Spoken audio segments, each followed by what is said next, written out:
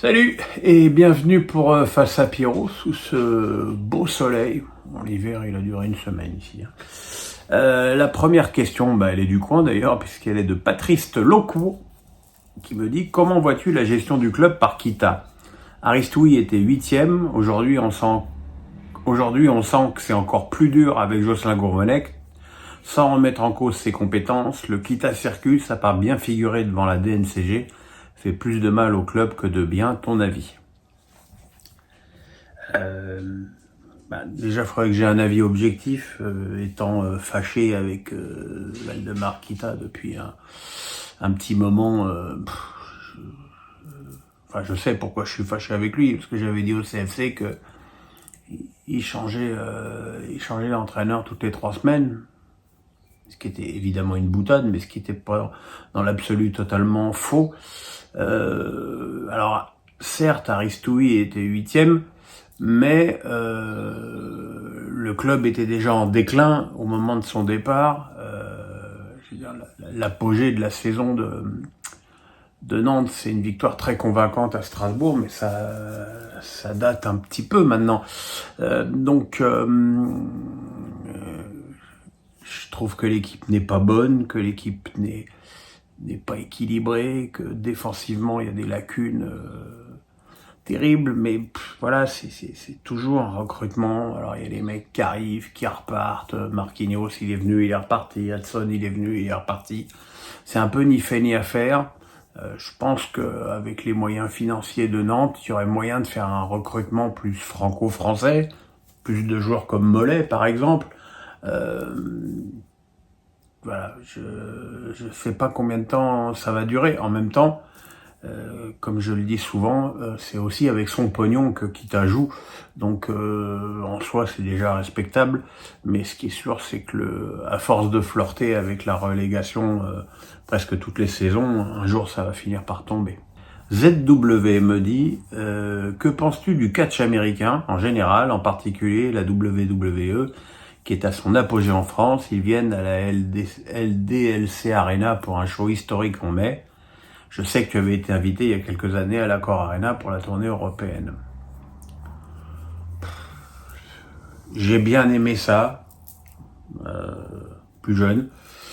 Je sais pas si l'âge aidant, je me suis un petit peu détaché de ça. Alors, de temps en temps, quand c'est le samedi soir et que je vais me coucher après ma vidéo, et je regarde quelques minutes, mais voilà, ce que j'aime surtout à la WWE, c'est les deux présentateurs français, Philippe Chéreau et Christophe Agus, qui sont deux mecs adorables. J'ai une anecdote d'ailleurs. Je devais aller à Lille voir le show et je me suis trompé de jour. Je suis arrivé la veille. Donc en fait, j'ai dîné avec Philippe Chéreau et sa femme et son fils et je suis reparti. Un champion. Jackie Boy me dit: vous dites souvent que les diffuseurs télé perdent de l'argent en diffusant la Ligue 1. Combien coûte un match à produire et pour que les télés rentrent dans leurs frais, quel serait le prix?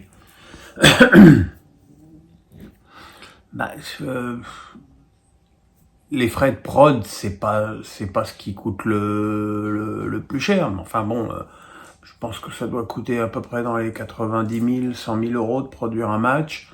Mais après, il faut payer les techniciens, payer les journalistes, payer les studios, et puis payer les droits. Et on s'aperçoit encore une fois qu'Amazon, qui a quand même combien ils ont de matchs maintenant, parce que je sais plus avec ils en ont 1, 2, 3, 6, 7. Ouais, ils en ont 7 sur 9. Et pour uniquement que 250 millions, et on voit qu'ils équilibrent pas. Alors on m'explique que c'est un projet global sur Amazon. Ouais, mais enfin bon, si c'était aussi intéressant d'avoir le foot dans un projet global, ils se repositionneraient sur les droits, ce qui pour l'instant ne semble pas être le cas. Ou alors vraiment à minima. Alex Nissa du 06 me dit question tennis. Sinner fait un début de tournoi très convaincant avec 4 victoires en 3-7. Penses-tu qu'il puisse faire tomber Djokovic en demi-finale si ce choc a bien lieu? Djokovic n'ayant jamais perdu une demi-finale Open d'Australie. Oui, Sinner fait partie des joueurs qui peuvent faire tomber Djokovic. Il n'y en a pas 100 000. Il y a Sinner, il y a Alcaraz, il y a peut-être un Ourchak s'il sert avec un fusil à pompe, s'il est capable de servir avec un fusil à pompe pendant 5-7. Il y a Medvedev s'il devient fou. Voilà, c'est... Mais bon, Djokovic est parti très doucement dans ce tournoi. Les 2 premiers matchs n'étaient pas convaincants du tout. Là, ça va beaucoup mieux. Effectivement, il a eu la chance de tomber sur un Manarino Carbo et de lui mettre 3 jeux. Mais Sinner, oui, il l'a montré au Masters, a les moyens de battre Djokovic. Mais bon, quand on va avoir les moyens de le faire, il y a une grande place. Alex Nissa du 06 encore. Marseille éliminé par Rennes hier soir en coupe. Peut-on déjà dire que Marseille a de grandes chances de jouer sa saison face à Monaco le week-end prochain? C'est sûr qu'une défaite contre Monaco serait très problématique parce que Marseille a déjà beaucoup de retard. Marseille est très pénalisé par la CAN, par les blessures de Rongier, maintenant de Murillo, de Nadir. Et en plus, on le sait, dès le départ, l'équipe était nettement moins bonne que l'année dernière. Donc tout ça combiné fait que Marseille a peut-être un vrai risque de ne pas finir la saison en position européenne, ce qui serait assez catastrophique pour le club sur le plan financier. Créa me dit, y a-t-il une différence financière pour un club au niveau des droits TV de jouer le dimanche soir à 20h45 par rapport au dimanche 15h par exemple? Si oui, est-elle vraiment importante? Alors, j'ai pas tellement les tenants et les aboutissements de ça, mais je sais qu'effectivement, plus tu es en prime, plus tu es mieux classé dans l'attribution des droits, et que ça se joue à quelques millions d'euros à l'arrivée. Mais bon, les droits télé en France, voilà, il y a des clubs pour lesquels c'est absolument vital, et puis il y a des clubs comme le PSG où voilà, c'est pas aussi fondamental que ça, quoi. Guillaume Fouque me dit, est-ce que la saison stratosphérique de Griezmann avec l'Atlético peut remettre en question le système de jeu en équipe de France? Avoir Griezmann en attaque et mettre Zahir Emery ou Camavinga au milieu, qu'en penses-tu? Merci. J'en pense que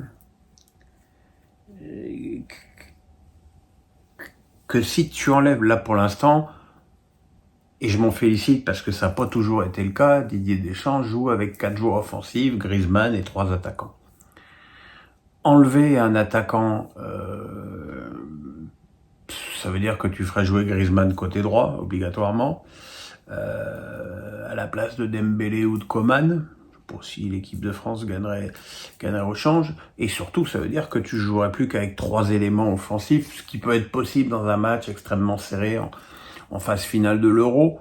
Mais après, il est évident que le rôle de Griezmann en équipe de France et celui qu'il a à l'Atlético sont très différents. C'est un vrai milieu en équipe de France et c'est un vrai attaquant avec l'Atlético. Mais bon, dans les 2 cas, il a l'air heureux. Donc, Alex Nissa du 06 me dit, Strasbourg s'est qualifié de manière convaincante à Clermont en coupe hier. Les joueurs comprennent-ils de mieux en mieux ce que leur demande Patrick Vieira, eux qui étaient perdus sur le terrain en début de saison?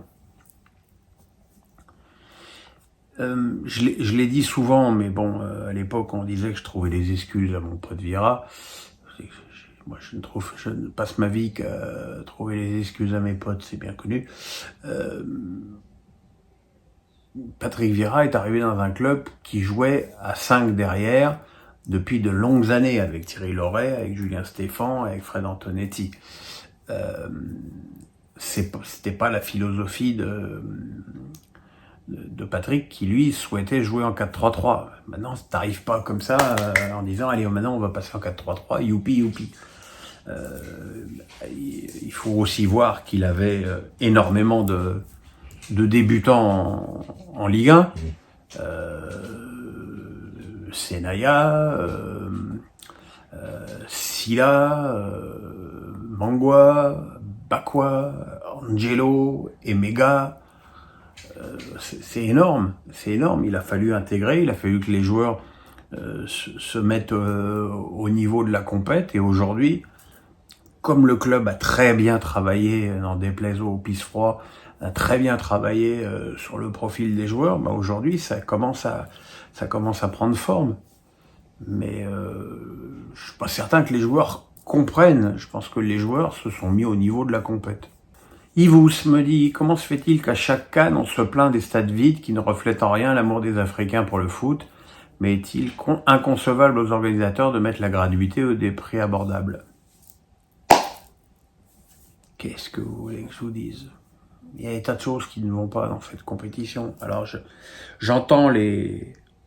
Bah, c'est surtout ceux qui ont les droits, hein, qui encensent la compétition. Et puis c'est surtout que quand je dis que je m'emmerde, on me dit t'aimes pas l'Afrique. C'est-à-dire que quand je dis que je m'emmerde à Rennes-Marseille, j'aime pas la Coupe de France. C'est complètement débile. Ou quand je vois des mauvais matchs à l'Euro et que je le dis, j'aime pas l'Euro. Donc voilà. Sauf que quand tu dis tu encenses pas l'Afrique, t'es tout de suite suspecté d'un pseudo-racisme ou d'une pseudo-condescendance. Je trouve aberrant alors déjà, on fait cette compétition en hiver, ce qui emmerde quand même énormément de clubs. Et tu t'aperçois qu'il fait plus de 30 degrés et un taux d'humidité invraisemblable dans les matchs à 15 heures. Comment tu peux faire des matchs à 15 heures? Voilà,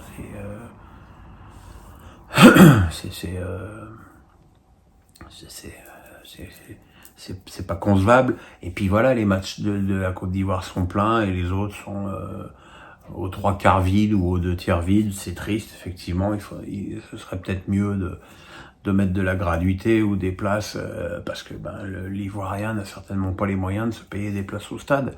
Mais ça, il faudrait y penser avant, quoi. Geoffrey Chéreau. Ou Cher, d'ailleurs, je sais pas. Geoffrey Cher, 3 petits points. Le positionnement de Mbappé en pointe n'est-il pas un aveu de faiblesse stratégique de Luis Enrique? Les grandes équipes ont parfois eu un déséquilibre avec un joueur qui défendait moins, Ronaldo au Real, Messi au Barça. Alors j'ai envie de dire oui, et effectivement, Ronaldo et Messi n'ont jamais fait beaucoup d'efforts défensifs. Encore une fois, si Mbappé, qui a quand même connu maintenant un paquet de grands entraîneurs, y compris Didier Deschamps, n'a jamais changé son système de jeu, j'imagine que c'est aussi parce que les entraîneurs lui demandent d'être la cible numéro 1 sur les options de contre. Donc, je vois pas pourquoi le fait de le mettre en pointe serait plus un aveu de faiblesse qu'il soit sur un côté, parce qu'il défendrait pas plus. C'est peut-être même justement moins gênant qu'il défende moins en étant numéro 9. Et c'est peut-être aussi pour ça que Luis Enrique a décidé de le placer dans cette position.